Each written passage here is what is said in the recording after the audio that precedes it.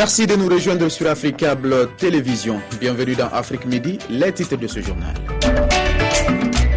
Dans l'actualité, les élections présidentielles au Kenya, Uhuru Kenyatta est donné gagnant avec plus de 50% des voix. Les résultats officiels ne devraient pas tarder, mais son rival Raila Odinga conteste. La Tunisie a un nouveau gouvernement. Il a été présenté hier par le Premier ministre Ali Larayed après 2 semaines d'intenses consultations. La nouvelle équipe aura la lourde tâche de sortir le pays d'une crise politique et sécuritaire. Et puis en Côte d'Ivoire, les hommes et les femmes désormais égaux devant les impôts, elles bénéficient de l'impôt général sur le revenu IGR à l'occasion de la journée internationale de la femme célébrée hier. Mesdames et messieurs, bonjour et bienvenue. Il est poursuivi pour crime contre l'humanité par la Cour pénale internationale, mais cela ne l'a pas empêché de remporter la présidentielle au Kenya.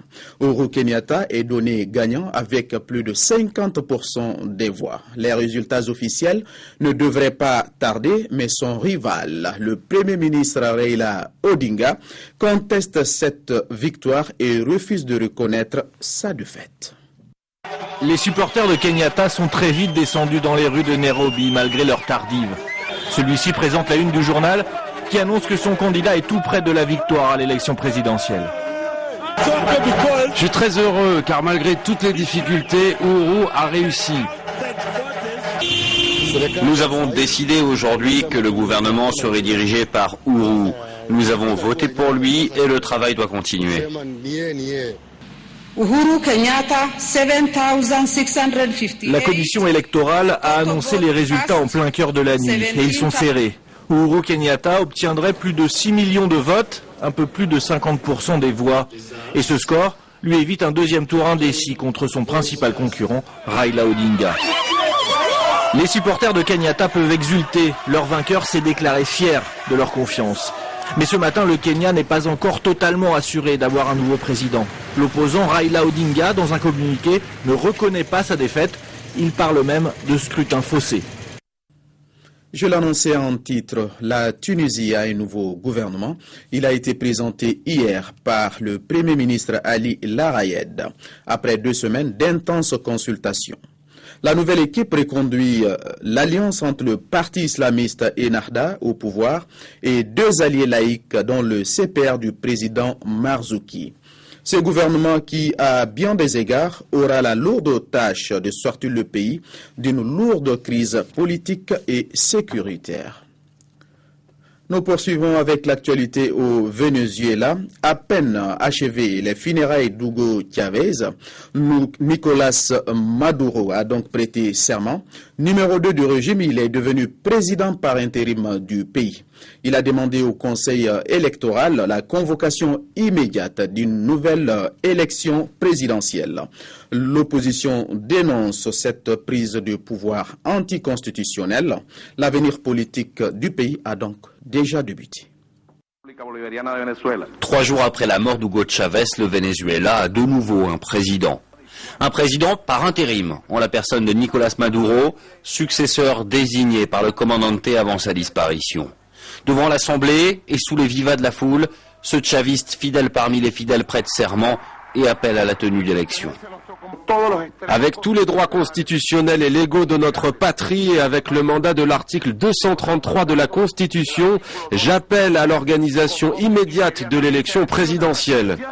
L'article 233, un point de la constitution vénézuélienne contesté depuis longtemps, chacun en a son interprétation. Pour l'opposition, ce n'est pas Nicolas Maduro qui doit assurer la fonction, mais le président de l'Assemblée. Enrique Capriles, adversaire de Chavez à la dernière présidentielle, appelle Maduro à abandonner ses fonctions s'il veut être candidat. Nicolas, personne ne t'a élu président. Le peuple n'a pas voté pour toi, mon garçon. Le peuple jugera ceux qui ont utilisé la mort du président dans un but électoraliste. L'opposition a donc boycotté la prestation de serment de Nicolas Maduro, elle qui n'avait pas été invitée aux funérailles du commandante.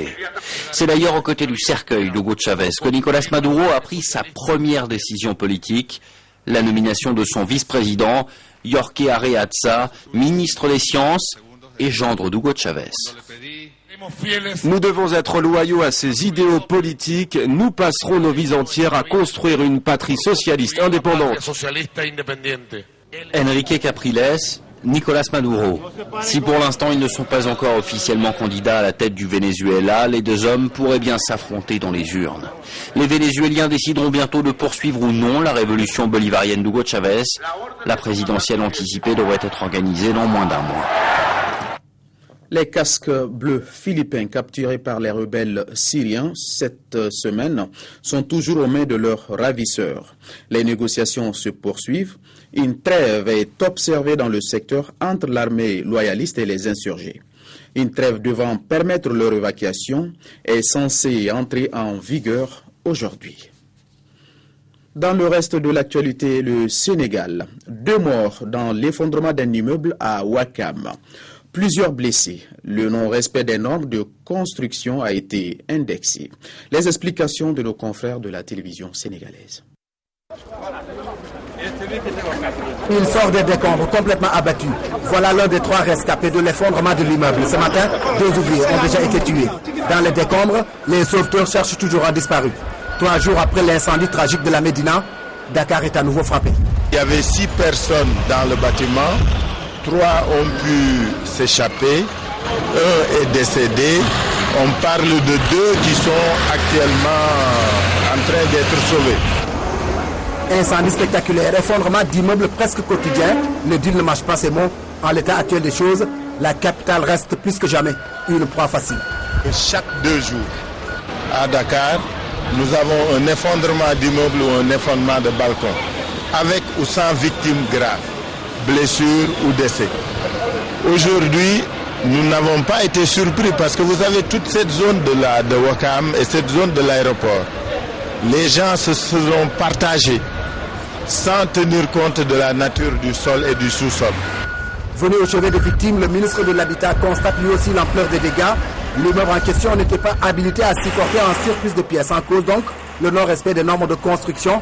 L'État est face à ses responsabilités. À ce stade, nous avons vu une plaque qui portait une autorisation de construire, un numéro en tout cas. Nous sommes en train de vérifier si c'est effectif, mais je ne suis pas spécialiste du bâtiment, mais rien qu'à regarder les ruines, on considère, on voit que les dosages n'ont pas été respectés. Je pense qu'avec les bureaux de contrôle qui sont ici présents, avec l'inspecteur général des bâtiments que j'ai à ma droite, qui est là depuis 10 heures, avec le directeur de la surveillance et du contrôle de l'occupation du sol, nous allons avoir tous les éléments pour apprécier la situation. Sur les lieux, sapeurs-pompiers et forces françaises du Cap-Vert s'activent pour retrouver le 6e ouvrier, toujours sous les gravats. Sur un tout autre registre, parlons à présent de diplomatie. L'axe de coopération Conakry-Ankara se renforce. Le nouvel ambassadeur de Turquie a été reçu en audience par le président guinéen Alpha Condé. Le diplomate turc a présenté ses lettres de créance, l'accréditant auprès du gouvernement comme représentant de son pays. C'est l'un des titres de cette édition. En Côte d'Ivoire, les hommes et les femmes sont égaux devant les impôts. Pour ce qui est de l'impôt général sur le revenu, l'IGR, depuis le mois de janvier. Mais attention, ne bénéficient de cette mesure que les femmes salariées, mariées, célibataires ou mères. À l'occasion de la Journée internationale de la femme célébrée hier, les explications de ce annexe fiscal. L'année 2013 a commencé avec une injustice en moins pour les femmes salariées ou célibataires et mères vivant en Côte d'Ivoire. L'article 248 du Code général des impôts, dans le cadre de l'annexe fiscale 2013, entrée en vigueur le 18 janvier, permet aux femmes légalement mariées et ou ayant au moins un enfant de voir leur nombre de parts IGR, impôt général sur les revenus, modifié. Cela induit une réduction de l'IGR au même titre que les hommes. En clair, c'est une augmentation du salaire de ces dames. Du côté du couple, bon, c'est un gain, hein, parce qu'à l'époque, l'homme bénéficiait des parts et la femme n'avait que sa seule part du fait du mariage, donc elle payait plus d'impôts IGR. Maintenant, du fait de la réforme, cet impôt IGR qu'elle payait a été sensiblement réduit. Côté femmes salariées, cette décision de l'État de Côte d'Ivoire est salutaire. Actuellement, avec le réaménagement, elle a reçu un gain qui l'aide au moins dans les charges familiales. Surtout que les charges doivent être partagées maintenant entre l'homme et la femme. La réforme intervenue en matière d'impôt général sur le revenu concernant les femmes est une avancée. Nous attendons le rétablissement de l'équilibre dans tous les autres domaines. En attendant l'équilibre dans tous les domaines, la baisse de l'IGR au niveau des femmes salariées n'est pas automatique. Les concernés pour en bénéficier, selon leurs entreprises respectives, doivent faire parvenir à la direction des ressources humaines les preuves de leur appartenance à la catégorie. Selon la Direction générale des impôts, l'État de Côte d'Ivoire, en prenant en compte cette réforme sur l'IGR, a perdu environ 9 milliards de francs CFA en 2013. Ouverture ce vendredi à Niamey au Niger de la première rencontre internationale dentaire sous le thème Sourire, miroir de la santé. Cette première rencontre qui regroupe les professionnels dentistes d'Afrique et d'Europe est une plateforme d'échange d'expériences entre les professionnels du secteur pour une amélioration de la santé bucco-dentaire des populations. Nos correspondants permanents au Niger, Sarki Aboubakar et Razak Abaché pour le reportage. L'amélioration de la santé bucco-dentaire au centre de cette rencontre des chirurgiens dentistes d'Afrique et d'Europe.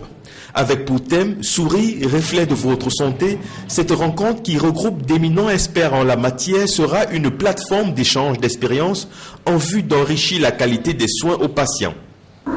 Aucune cause, en particulier dans le domaine scientifique, n'a connu de progrès sans débat d'idées, sans échange d'expériences et sans d'éléments animateurs. En effet, une plus grande accessibilité des populations aux soins bucco-dentaires permettrait de lutter efficacement contre les risques inhérents aux maladies non transmissibles, notamment les maladies cardiovasculaires, les maladies rénales, le diabète et bien d'autres encore. Prendre soin de sa santé bucco-dentaire par la prévention, l'hygiène et le dépistage représente un défi majeur pour l'État nigérien à travers son ministère spécialisé qui fait de ses assises un tremplin pour l'atteinte de ses objectifs. L'amélioration de la santé des Nigériennes et des Nigériens à travers notamment la réduction du taux de mortalité et de morbidité maternelle et infanto-juvénile est au cœur de notre plan de développement sanitaire 2011-2015. Le gouvernement nigérien attend de vous des pistes permettant la prise de décisions éclairées en vue d'alléger les souffrances de nos laborieuses populations. Dans ce domaine, une avancée significative a d'ores et déjà été enregistrée au Niger, notamment celle de la création d'une section dentaire à la faculté des sciences de la santé de l'université Abdou Moumouni de Niamey. Reste à présent à en faire une réalité. Après le Niger, nous poursuivons avec l'actualité en Afrique du Nord. Moins d'1% des Marocains font don de leur sang pour promouvoir ce geste et en faire une culture. Une campagne nationale a été lancée hier par le roi Mohamed VI à Fès. Le souverain a été le premier à donner l'exemple. Regardez. Ce geste citoyen accompli par Sa Majesté le Roi a valeur d'exemple à l'heure où moins de 1% des Marocains effectuent des dons de sang. À travers cet acte de solidarité, le souverain lance la campagne nationale de dons du sang, dont l'objectif est d'atteindre 40 000 dons avant le 24 mars pour reconstituer un stock de sécurité en poche de sang à l'échelle du pays. Nous avons les besoins au Maroc qui augmentent annuellement de 28% alors que les donneurs n'augmentent que de 7%. Donc nous avons une inadéquation entre l'offre et la demande. Deuxième élément, c'est que l'Organisation mondiale de la santé préconise, insiste, afin pour que dans chaque pays qu'il y ait au moins 3% de la population donneur de sang. Or au Maroc nous sommes uniquement à 0,85%. 12,5 millions de dirhams sont mobilisés pour cette campagne. 37 équipes de prélèvement sont opérationnelles au niveau des centres régionaux de transfusion sanguine, des banques de sang et des antennes de transfusion. 3 unités mobiles sont également prévues. Cette campagne nationale de don de sang, c'est une campagne exceptionnelle de la mesure où c'est une campagne qui est présidée par Sa Majesté le Roi Mohamed VI Nasrallah. Également, c'est une campagne qui vient à un moment où il y a une réticence vis-à-vis au don de sang, et également où le nombre de dons au Maroc ne dépasse pas 0,85%. À l'occasion du lancement de la campagne, le souverain a remis des plaques de reconnaissance à 2 donneurs de sang ayant effectué plus de 100 contributions, ainsi qu'à 2 présidents d'associations de donneurs de sang. J'ai déjà effectué 113 dons de sang. Je le fais régulièrement tous les 3 mois, et cela depuis l'âge de 18 ans. 185 professionnels de la santé sont mobilisés pour cette campagne nationale, ouverte à toute personne âgée entre 18 et 60 ans, chaque don étant précédé d'un entretien médical permettant de connaître l'état de santé du donneur. C'est sur cette solidarité agissante du souverain du royaume chérifien que nous refermons cette édition. Merci à vous de l'avoir suivi et surtout merci de votre fidélité. Restez avec nous, les programmes continuent.